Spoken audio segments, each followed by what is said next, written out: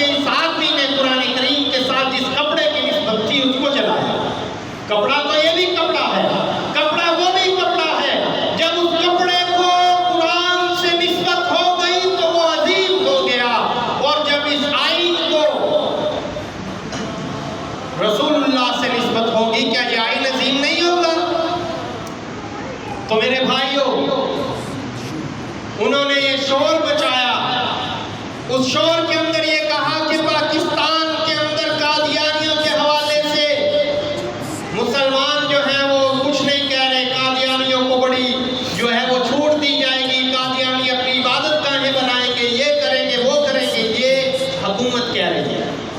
اور قادیانی باہر کی دنیا میں یہ کہہ رہے ہیں کہ ہمارے اوپر بڑا ظلم ہو رہا ہے, ہمارے اوپر یہ ہو رہا ہے, ہمارے اوپر وہ ہو رہا ہے, سارا کچھ بتا رہے ہیں. اب یہ دونوں نظریے جو ہیں یہ خبر Likey